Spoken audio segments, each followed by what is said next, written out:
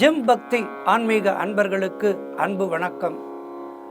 இறைவனுடைய பரிபூர்ண அருளாலே நீங்கள் எல்லோரும் எல்லா வளமும் நலமும் பெற்று வாழ்வாங்கு வாழ வேண்டும் என்று பிரார்த்தித்துக் கொள்கின்றேன். இறைவனை பாடி பாடி தொழுது இறைவனுடன் கலந்தவர்கள் காலம் கடந்தும் வாழ்கின்றார்கள். அவர்கள் ஊனால் அழிந்தாலும் உணர்வால் அழியாதவர்கள். பாணபத்திரர் சிறந்த சிவபக்தர். பற்பல திருவிளையாடல்களை மதுரையிலே நிகழ்த்திய சோமசுந்தர பெருமானாரை அன்றாடம் பாடி தன்னுடைய வாழ்க்கையை நடத்தி வந்தவர் பாணபத்திரர். அவர் மிகுந்த திறமையுள்ள பாடகர் என்றாலும் பெரும் செல்வந்தர் இல்லை. அருள் இருக்கும் இடத்திலே பொருள் இருப்பதில்லை. இருப்பினும் அதை பொருட்படுத்தாமல் பக்தி ஒன்றே சிந்தனையாயிருந்தார். எப்படி பாடினரோ அடியார் அப்படி பாட நான் ஆசை கொண்டேன் சிவனே எப்படி பாடினரோ என்று சிவபெருமானை அனுதினமும் பாடுவதே தன்னுடைய பணியாக கொண்டிருந்தார். இறைவன் கருணை வடிவானவன் அல்லவா? பாணபத்திரருக்கு பொருள் தர வேண்டும் என்ற எண்ணம் கொண்டார் ஈசன். உடனே தன்னுடைய திருவிளையாடலை துவங்கினார். பாணபத்திரருக்கு உதவ வேண்டும் என்று எண்ணிய ஈசன் தன்னுடைய கைப்பட ஒரு கடிதத்தை எழுதி சேரமான் நாயனார் என்ற சிறந்த சிவபக்தரிடம் அனுப்புகின்றார். இந்த சேரமான் நாயனார் என்பவர் யார் என்றால், அவரும் மிகப்பெரிய சிவபக்தர். அவரிடம் பெரிய பொருள் செல்வம் இருந்தது. யாவும் நல்ல வழியில் சேர்ந்தவை. அவை நல்ல வழியில் பயன்பட வேண்டும் என இறைவன் எண்ணுகின்றார். சிலர் பணம் படைத்திருந்தாலும் தர்மம் செய்ய எண்ணம் வராது. காரணம், அவை நல்ல வழியில் வந்தவை அல்ல. நல்ல வழியில் வந்த பொருளைத்தான் இறைவன் தர்மத்திற்கு பயன்பட வைப்பார். அதனால் அச்செல்வம் நல்ல வழியில் வந்த காரணத்தினாலே, அதாவது சேரமானிடம் இருந்த செல்வம் நல்ல வழியிலே வந்த காரணத்தினாலே அதிலிருந்து பாணபத்திரருக்கு உதவ வேண்டும்.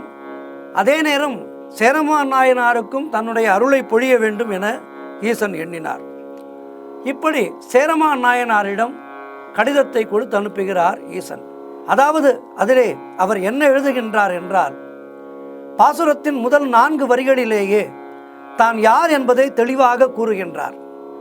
சந்திரன் தவழும் அளவிற்கு உயர்ந்த மதில்களை உடைய மாடக்கூடலில், அதாவது மதுரை, பால் போன்ற வெண்ணிற சிறகுகளை உடைய அன்னப்பறவைகள் வாழும் பொழிலை உடைய ஆலவா எனும் ஆலயத்தில் நிலை பெற்று விளங்கும் சிவபெருமானியாகிய யான், அதாவது ஆலயத்திலே நிலை பெற்று விளங்கும் சிவபெருமானாகிய யான் எழுதும். அடுத்த 4 வரிகளை நாம் கவனிக்க வேண்டும். யாருக்கு எழுதப்பட்டது என்பதை அழகாக கூறுகின்றார்.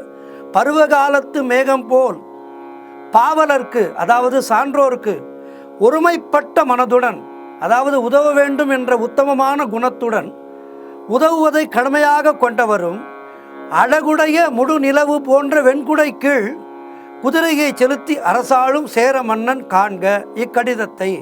அடுத்த 4 வரிகள் கடிதத்தின் உட்பொருள். பண்பில் உயர்ந்த பாணபத்திரர் என்பவர் உன்னை போல என்பால் அன்பு கொண்டவர். உன்னை காண வருகின்றார். பெரும் பொருள் கொடுத்து அனுப்பி வைப்பாயாக. இக்கடிதத்தை பாணபத்திரருக்கு சிவபெருமான் தன் கைப்பட எழுதுகின்றார். சேரமானுக்கு அறிமுகப்படுத்தியுள்ள திறம் நமக்கு மிகப்பெரிய ஆச்சரியத்தை கொடுக்கின்றது. பாணபத்திரன் தன்பால் எப்போதும் மிக அன்பு கொண்டவன். அதுபோல் சேரமானும் மிகப்பெரிய அன்பு கொண்டவர். பாணபத்திரர் மிகச்சிறந்த பாடகர். அவரை சேரமான் தன்னோடு வைத்து கொண்டு விட்டால் தன்னால் பாணபத்திரருடைய பாடல்களை கேட்க முடியாதே என்ற எண்ணம் கொண்ட ஈசன் பெரும் பொருள் கொடுத்து அனுப்பி வைப்பாயாக, அதாவது அவரோடு வைத்து கொள்ளாமல் மீண்டும் மதுரை என்பதற்கு அனுப்பி வைப்பாயாக என்று பொருள்பட எழுதுகின்றார். அதே நேரத்திலே உன்போல் மிகுந்த பக்தி கொண்டவன் என்று சேரமான் நாயனாரையும் மிகவும் பெருமைப்படுத்துகின்றார்.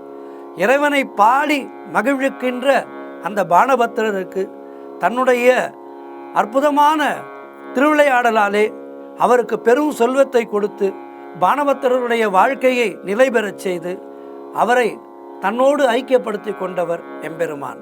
சிவபெருமான் ஆற்றிய திருவிளையாடல்கள் என்றென்றும் நமக்கெல்லாம் ஒரு நல்ல கருத்துக்களை சொல்கின்ற ஒரு அற்புத கருவூலம்.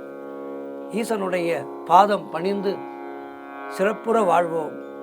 பானபத்திரர் போல் நாமும் இறைவனுடைய சிந்தனை ஒன்றே எப்போதும் என இருந்து சிவபெருமானுடைய பாதங்களை அடைவோம். நம சிவாய வாழ்க, நாதந்தாள் வாழ்க. மீண்டும் அடுத்த நிகழ்ச்சியில் சந்திக்கின்றேன். நன்றி, வணக்கம்.